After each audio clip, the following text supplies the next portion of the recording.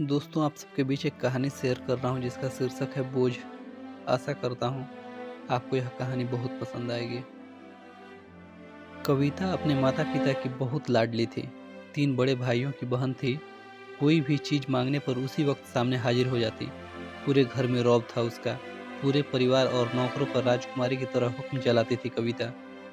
School में भी पूरा रौब था उसका। बड़े घर की लाडली जी तो थी वह। ऐसे ही उसने कॉलेज में दाखिला लिया।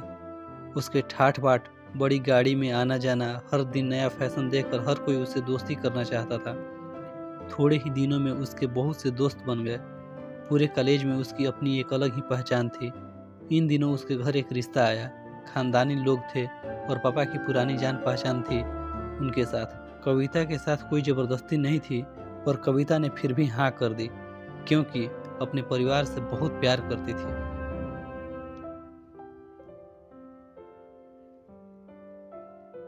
वह जानती थी कि वह लोग उसका अच्छा ही सोचेंगे। लड़के का नाम राज था। राज काफ़ी पढ़ा लिखा था और समझदार लड़का था। ससुराल वाले बहुत ही अच्छे थे। ससुराल में कविता की जगह वैसी ही थी जैसे कि मायके में। कोई भी कार्य कविता की सलाह के बिना नहीं होता था।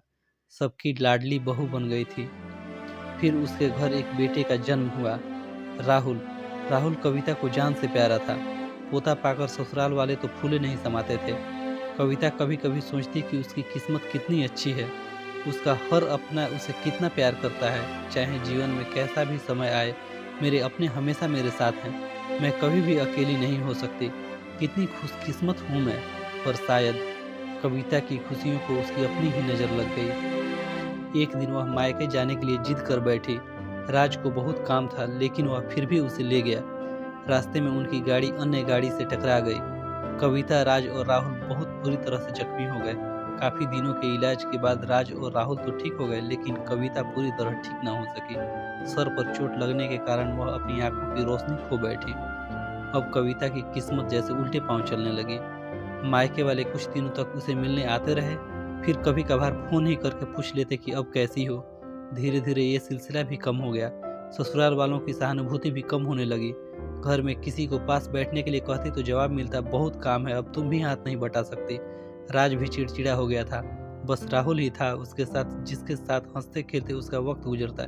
एक दिन कविता के हाथ से कुछ सामान गिर गया, जिसकी वजह से राहुल को हल्की सी चोट लग गई। कविता के सास ससुर ने राहुल को उससे अलग कर दिया कि कहीं उसे ना देखने की वजह से बच्चे को कोई नुकसान न हो जाए। कविता अंदर से टूट चुकी थी। एक दिन उसने सबके सामने मायके जाने की इच्छा रखी तो राज उसे तुरंत मायके छुड़ाया, जैसे कि वह भी यही चाहता था।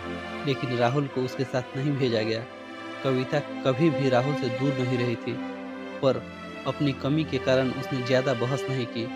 कविता को लगा कि वह 3-4 दिन वहाँ रहेगी तो थोड़ा हवा पानी बदल जाएगा, क्योंकि वह कितने दिनों से कहीं भी बाहर नहीं गई थी। घर वाले भी इतने दिनों बाद उसे देखकर कितने खुश होंगे। कविता के घर पहुँचने पर सब लोग बहुत खुश हुए। खाने में सब कुछ कविता की पसंद का ही बना था। उसने अपने मम्मी पापा और भाई भाभीियों से दिल खोल कर बातें की। उनके छोटे छोटे बच्चे भी बुआ के साथ घुल मिल गए थे। रात को सोने के वक्त जब वह कपड़े बदलने लगी तो उसे पता चला कि उसका बैग तो बहुत भरा हुआ था।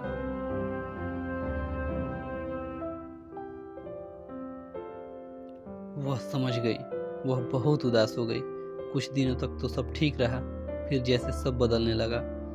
सबका व्यवहार बदल रहा था। वह लोग जैसे थक चुके थे। सब लोग घुमा फिरा कर पूछने लगे कि राज कब आ रहा है उसे ले जाने। वह बहाना बना देती, जबकि वह जानती थी कि उस घर में अब उसके लिए कोई जगह नहीं। कविता से के चलते वक्त न कुछ नुकसान हो जाता। थोड़ी बहुत टोका टाकी उसे सुनाई देती, वह टाल देती। एक दिन उसके हाथ से लगकर एक कीमती फूलदान टूट गया। छोटी भाभी ने बहुत हंगामा मचाया। कविता के माता पिता रोज रोज के झमेले से तंग आ गए थे। उन्होंने राज को खुद फोन कर दिया। राज कविता को अपने घर ले गया। कविता को अपने परिवार वालों से ये उम्मीद न थी। जिस कविता के कहे बिना घर में एक पत्ता भी नहीं हिलता था, उस घर के लिए वह अब बोझ बन चुकी थी। राज के साथ ससुराल आते वक्त वह बहुत खुश थी, क्योंकि वह अपने घर जा रही थी, अपने जिगर के टुकड़े राहुल के पास। परंतु यह खुशी भी कुछ पल ही की ही थी। सारा बंदोबस्त पहले से ही किया हुआ था। कविता को सीधे ऊपर वाले कमरे में पहुंचा दिया गया। राहुल से दूर रहने की सख्त चेतावनी दी गई।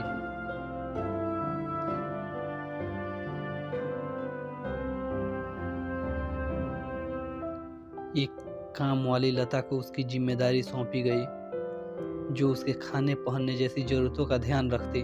कविता ज़्यादातर चुप ही रहती, कभी कभी काम वाली लता से थोड़ा बतिया लेती। उसके जरिए राहुल का पता चल जाता। सबकी लाडली बेटी और बहू सबके लिए लाडली से बोझ बन चुकी थी। तो दोस्तों, अभी आपने कहानी के जरिए देखा कि कैसे किसी की किस्मत अर्श से फर्श पे चली जाती है। तो आपको हमारी यह कहानी कैसी लगी हो, कृपया कमेंट में अपनी राय ज़रूर दें। और यदि आपको हमारी वीडियो पसंद आई हो, प्लीज़ वीडियो को लाइक करें और चैनल को सब्सक्राइब करें। धन्यवाद।